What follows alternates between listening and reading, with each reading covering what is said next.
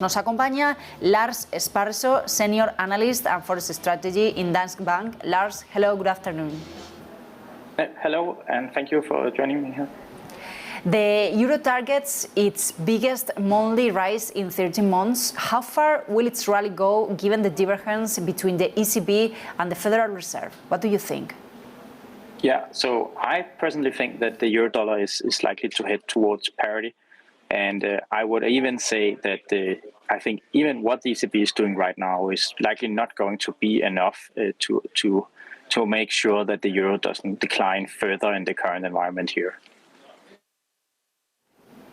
So the market is already discounting a pause for the US Central Bank after 2 months, while the European Central Bank sustained hikes are expected also in the next year. However, we will see, as you just said, the euro-dollar parity this year. What happened next? Yeah, I think that what people are underestimating is probably that it's not just about interest rates right now for why the euro is weakening, but it's also this price pressure that we're seeing, especially from commodity prices like oil and gas, where the European economy is especially exposed and the US one is actually almost benefiting from the rise in commodity prices. And this is probably likely to continue well over the next year.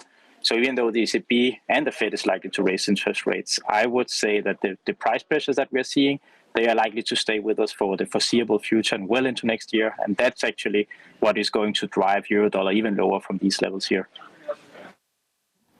Although it is not part of its mandate, the European Central Bank acknowledges that it is monitoring the loss of value of the euro against the dollar. A stronger dollar hurts, for example, European export. What consequences do you see for the European economy at the present time?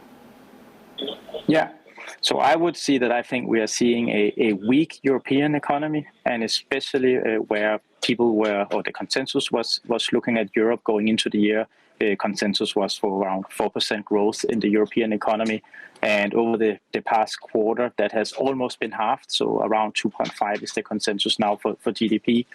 And as we look ahead, these negative forces that are unfolding, so weakness in China, rising commodity prices, and now also rising interest rates, I think that it's very clear that the European economy is weakening, and it will probably still weaken. And the expected strong rebound that we had in the beginning of the year is unlikely to come as things are right now. And that's also the reason why the euro is as weak as it is. By a safe haven movement, but it was the Russian ruble that surprised as the best currency this year. Is it an artificial rise because of the central bank and government measures to support the currency? Do you think that we will see a correction? Sorry, do you mean a correction in the ruble or in the euro?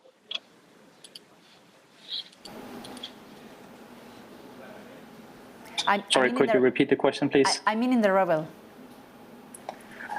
Yeah, so I would say that the part of the ruble strength right now seems a little bit artificial, in the sense that it does make some sense that it has strengthened, for example, the high oil prices, and also that the sanctions are on the margin not as strong as what one could have maybe expected a few months ago. And also that in Russia right now, you are primarily exporting much more than you are importing. So there is some reasoning to why the ruble has strengthened versus where we were a few months ago. But it is definitely on the strong side, and I would expect that a correction would unfold for a weaker ruble over the next, say, 6 months. Lars Sparresø from Danske Bank, thank you so much for attending us and to have a few minutes with us. Have a nice day.